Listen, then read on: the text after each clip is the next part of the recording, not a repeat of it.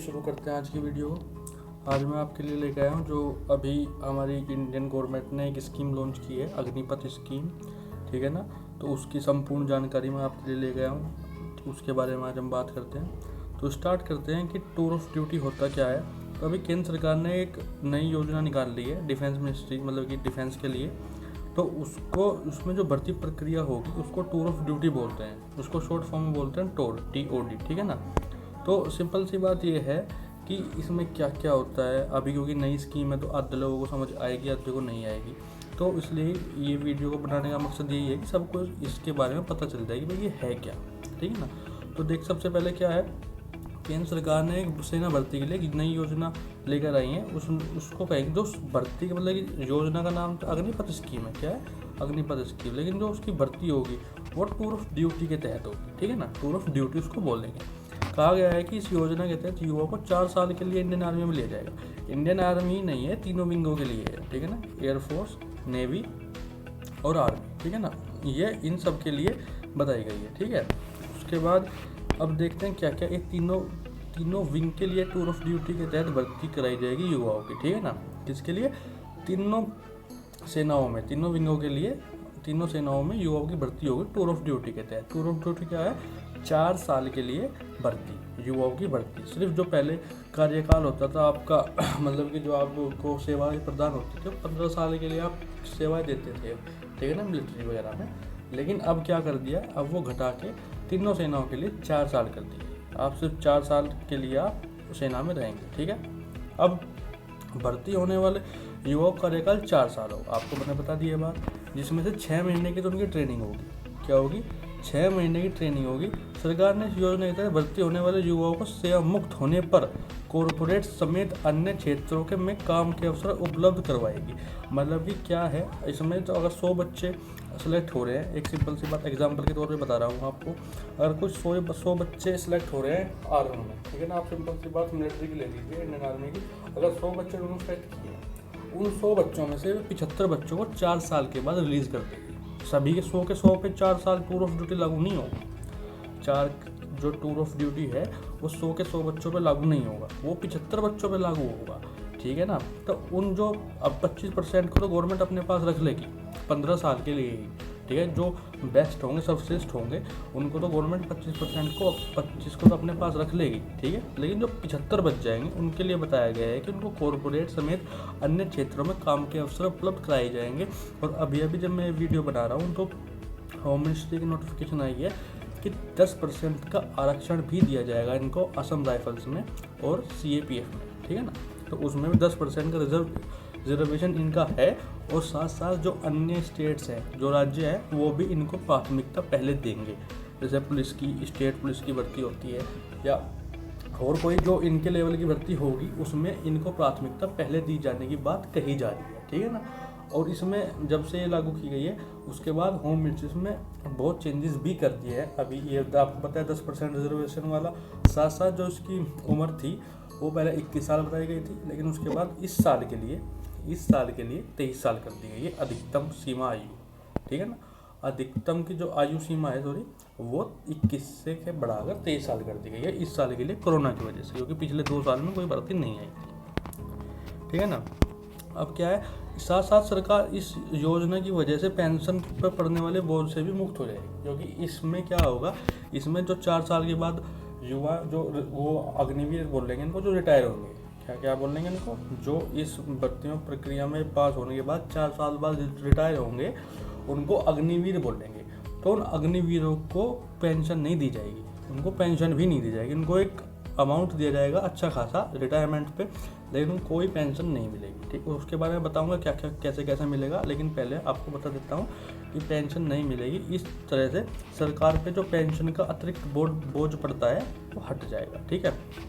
गौर करने वाली बात ये भी है कि ये युवाओं को 4 साल के लिए भर्ती में सेवा समाप्त होने के बाद छोड़ नहीं देगी। मतलब गवर्नमेंट एक तरीके से ये भी बोल रही है कि जो बच्चे 4 साल बाद रिटायर हो जाएंगे उनको हम छोड़ेंगे नहीं, उनको अपने साथ ही रखेंगे। और जो 75%, मतलब कि उन 75% की बात ये है, 25% युवाओं को तो वापस भर्ती कर लेंगे। यानी कि हर 4 में से एक बच्चा जो सर्वश्रेष्ठ होगा, जो अच्छा होगा, वो सेना में 15 साल के लिए ही अपनी नौकरी करेगा। हायर रैंक पे जाएगा तो 50 साल 60 साल करेगा, लेकिन मिनिमम 15 साल के लिए तो करेगा ही करेगा। इस तरह बाकी 75% के भविष्य को विभिन्न क्षेत्रों में गवर्नमेंट पहले ही बता रही है कि विभिन्न क्षेत्रों में उनको सुरक्षित, उनका मतलब कि उनका भी जो फ्यूचर है वो सुरक्षित रहेगा। कोई ना कोई उनके लिए आगे उनको प्राथमिकता दी जाएगी, ठीक है, उनमें बताया गया है, ठीक है। तो ऐसे में हम टूर ऑफ ड्यूटी के बारे में विस्तार में देखते हैं कि इसमें है क्या क्या। ये तो मोटी मोटी बात हमने समझ ली कि भाई टूर ऑफ ड्यूटी है, अग्निपथ स्कीम आई है, उसके तहत टूर ऑफ ड्यूटी के में बच्चों को भर्ती किया जाएगा तीनों सेनाओं में। लेकिन हम देखते हैं है क्या क्या है, ठीक है ना। टूर ऑफ ड्यूटी के तहत युवाओं को सेनाओं में तीनों विंगों में भर्ती किया जाएगा। ये बात हमने पहले पढ़ ली है। थल सेना, वायुसेना और नौसेना, इन तीनों सेनाओं में भर्ती किया जाएगा। उसके बाद कहा गया है कि यह गौर करने वाली बात है कि जो एक कॉन्सेप्ट लाई है इंडियन गवर्नमेंट, ये नया नहीं है, ये पुराना ही कॉन्सेप्ट है। पहले ये इस तरह का कॉन्सेप्ट यूज़ हो चुका है। कॉन्सेप्ट दूसरे विश्व युद्ध के दौरान इस तरह का कॉन्सेप्ट है वो यूज़ हो चुका है, ठीक है, लेकर आए थे।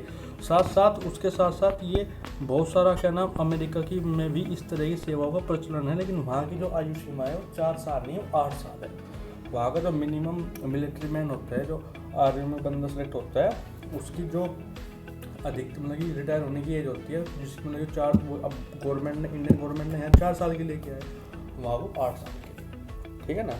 अब आगे देखते हैं सरकार ने, अब सबसे बड़ी बात यह है कि अगर एक आम इंसान होगा, पूछा गवर्नमेंट ने ऐसा किया क्यों। सबसे बड़ी बात है, सब बात कर रहे हैं हो गया ये हो गया, लेकिन सबसे बड़ी बात है कि गवर्नमेंट ने किया क्यों है। सबसे बड़ी बात तो यही है। तो जो मेरे हिसाब से बात बताने वाली है, बता तो सभी रहे हैं अपने अपने हिसाब से, लेकिन जो मेरे हिसाब से बताने वाली बात है वो ये है कि गवर्नमेंट ने इसके पीछे, इस योजना को लाने के पीछे एक वजह हो सकती है, जो कोरोना काल हुआ है ना, उसमें 2 साल में भर्ती नहीं हुई, ठीक है ना। उसमें 2 साल में कोई भी भर्ती नहीं हुई, तीनों सेनाओं में कोई भर्ती नहीं हुई, ठीक है। तो जो मतलब कि सेनाओं के सैनिकों के अफसर तक की कमी हो चुकी है, मतलब जो हायर रैंक के अधिकारी होते हैं, लेफ्टिनेंट कर्नल, मेजर, उनकी भी कमी सेना में हो चुकी है। तो सबसे बड़ी तो दिक्कत यही थी। दूसरी बात, रक्षा मंत्रालय की संसदीय समिति की रिपोर्ट के मुताबिक तीनों सेनाओं में अफसरों जवानों की कमी है। ये बात मैंने आपको बता दी, ठीक है ना। आर्मी में 12 लाख जवान आज के टाइम पे, जो हमारी थल सेना है, मतलब कि टोटल जो हमारी सेना है उनमें 12.12 लाख जवान है, ठीक है, जबकि 81,000 से ज़्यादा पद खाली पड़े हुए हैं। आप सोच सकते हैं 81,000 पद खाली पड़े हुए हैं। तो गवर्नमेंट के सामने सबसे बड़ी जो इस चुनौती थी वो इन पदों को भरने की थी, ठीक है ना। और आप एक सिंपल सी चीज़ सोचिए, अगर 81,000 बच्चों को 15 साल के लिए नियुक्त किया जाएगा तो आगे आर्मी में मेरे को नहीं लगता कोई 3-4 साल 5 साल तक भी कोई भर्ती आएगी। सिंपल सी बात ये है। तो गवर्नमेंट ने क्या किया है, इन पदों को जल्दी से भरने के लिए भी, पहले ये देख लेते हैं इसमें क्या लिखा हुआ है। इस तरह के वायुसेना में अफसरों को एयरमैन ने करीब 7,000 और नौसेना में अफसरों नाम के 12,000 पद खाली पड़े हुए। इतना ही अल्पकालिक भर्ती में सेनाओं की पेंशन भी बोझ कम होगा।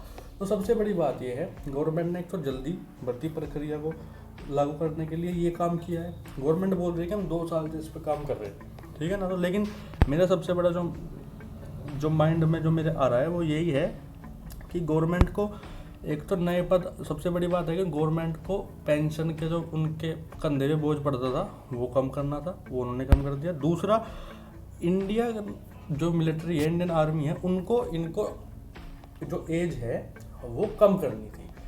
आयु जो हमारी इंडियन मिलिट्री है उसकी जो आयु है, औसतन जो उम्र है वो 32 साल, और 32 साल अच्छी खासी उम्र होती है। तो इंडियन मिलिट्री को यंग बनाने के लिए, युवा बनाने के लिए भी एक ये फैसला हो सकता है कि हाँ, जो हमारी मिलिट्री है, अगर यही स्कीम अच्छे से लागू हो जाती है तो आने वाले टाइम में जो हमारी मिलिट्री की जो एज होगी, एवरेज एज होगी, वो 28 साल हो जाएगी। 32 साल से कम हो गया 28 साल, क्योंकि हमारे जो आर्मी में वो बहुत बड़ी आर्मी में है, और आगे जो वो होंगे। सिंपल सी बात है, गवर्नमेंट का विज़न है, एक तो पेंशन ख़त्म कर दी, उनके कंधे से बोझ हट गया। दूसरा ये है कि उनको हमारी जो मिलिट्री है उसको भी यंग बनाना है, ठीक है, युवा बनाना है। आगे देखते हैं। अब पूर्व ड्यूटी की विशेषताएं क्या क्या है इसके बारे में देख लेते हैं। हम सारी बात तो कर ले भाई कैसे होगा क्या होगा। अब इसकी जो मिलने वाली सबसे बड़ा जो उसका उद्देश्य है 6 साल के अंतर, हर 6 साल मतलब कि 1 साल में 2 बार होगी, 6 महीने में 1 बार, 6 महीने के अंतराल पर 1 बार, यानी कि हर साल में 2 बार ये भर्ती होगी। 2 या 3 बार लिखा गया, लेकिन मेरे हिसाब से 2 बार ये कराएंगे आराम से। अधिकारी रैंक से लेकर नीचे के लगभग 45 से 50 हज़ार कर्मियों की भर्ती के उद्देश्य से मॉडल पर विचार किया गया है। ठीक है, मतलब ये ना कहना क्या है कि साल में 2 बार भर्ती कराएंगे, उसमें हर बार 45 से 50 को 45 से 50 हज़ार को ये सिलेक्ट कर लें। ठीक है ना, 45 से 50 हज़ार को सिलेक्ट कर लेंगे हर साल। तो उस गवर्नमेंट की तरफ से देखें तो हर साल ये कम से कम 1 लाख युवा को नौकरी देंगे, अगर ये मॉडल अच्छे से काम करते हैं, इस पर अच्छे से काम करते हैं जैसे ये बता रहे हैं। अगर ऐसा ही है तो हर साल आर्मी की वजह से 1 लाख युवा को नौकरी मिलेगी। मतलब 1 लाख युवा को बेरोजगार नहीं होंगे, उनको नौकरी मिल जाएगी। ठीक है, आगे देखते हैं। इस प्रणाली के तहत सैनिकों की भर्ती 4 साल के लिए की जाएगी। तो आपको बता दिया है, शुरुआत के दिनों में जो पहला साल होगा उसके स्टार्टिंग में 30,000 रुपये मिलेंगे इनको। 30,000 रुपये की इनका वेतन होगा, मिलेंगे नहीं। इन हैंड जो सैलरी होगी वो होगी 70%, 70% की इन हैंड सैलरी होगी। 9,000 मतलब कि 30,000 का 70% बैठ गया 21,000 रुपये।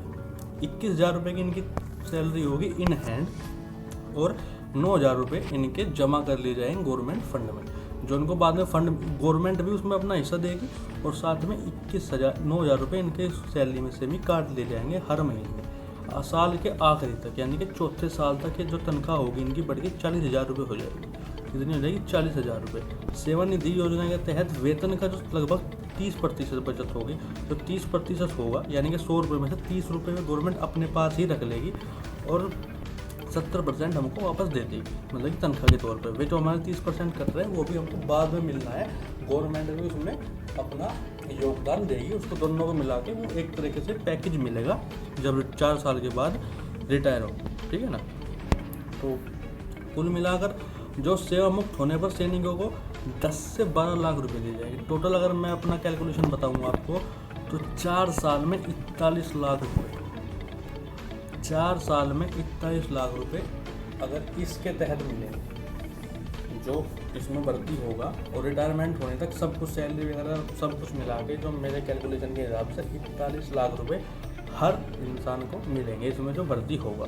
और ये क्या होगा, ये टैक्स फ्री होगा, इसका आपको कोई टैक्स भी नहीं देना है। ठीक है ना, चलिए अब योग्यता देख लेते हैं। योग्यता क्या है? योग्यता जो होगी, सबसे बड़ी आयु की बात होती है। आयु इसमें थोड़ी 21 लिखा हुआ है, लेकिन अभी गवर्नमेंट ने होम मिनिस्ट्री इसमें चेंज करके 23 साल कर दिया, सिर्फ इस साल के लिए। 17.5 वर्ष से लेकर 23 साल के वर्ष के लिए इस साल भर्ती होगी। ठीक है, और उसके बाद जो आपकी वो क्वालिफिकेशन है वो तो जो पुराने वाली चलती है वो ही होगी। ठीक है, जो 6 महीनों उनका 6 महीने का आपको पता है ट्रेनिंग होगी, शेष अवधि के लिए काम करना होगा।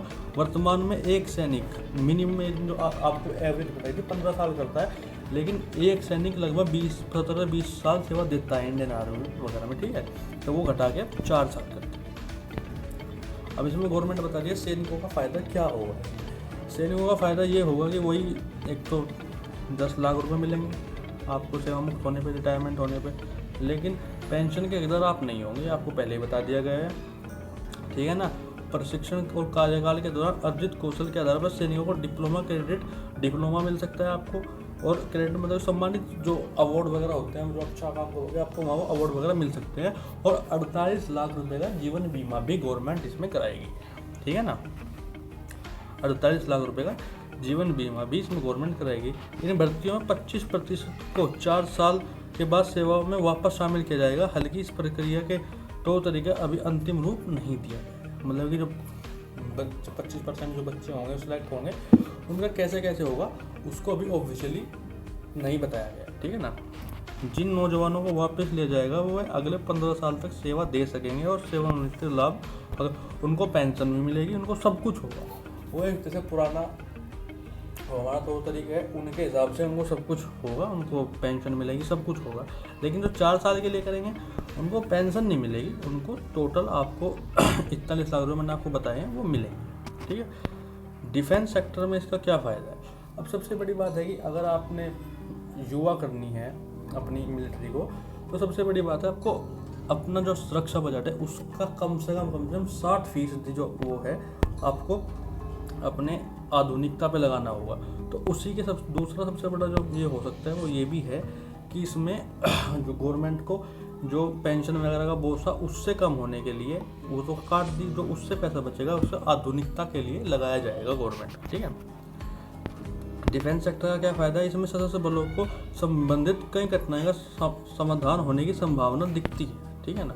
इस मॉडल की मदद से रक्षा क्षेत्र में खाली सीटों को भरने में मदद मिलेगी, जल्दी भरे जाएंगे, क्योंकि कोविड महामारी के पिछले 2 वर्ष से कोई भर्ती नहीं आई हुई थी, ठीक है ना। रक्षा मंत्रालय 28 मार्च को संसद में एक आंकड़ा साझा किया जिसके मुताबिक सेना में रैंक के जूनियर कमीशन अधिकारियों को 1 लाख से पद खाली हैं, जूनियर जो होते हैं, ठीक है ना, उनके 1 लाख से तीनों में, वो तो मैंने आपको पहले बता चुका हूँ, तीनों सेनाओं में, नौसेना, वायुसेना, थल सेना, तीनों सेनाओं में अभी खाली पड़े हुए हैं पद। उनको भरने के लिए भी सबसे बड़ी चीज़ ये लाई गई है। टूर ऑफ ड्यूटी की तहत भर्ती सैनिकों को सुनिश्चित करेगी कार्यकाल एक बड़ा हिस्सा सरकारी और निजी क्षेत्र के उत्पादन को बढ़ावा देने के समर्पित और कुशल होगा, ठीक है ना। ये सिंपल सी बात ये बताई गई है कि इसमें कि निजी क्षेत्र जो है मतलब कि मेक इन इंडिया, उसके तहत भी इसको बहुत फ़ायदा मिलेगा।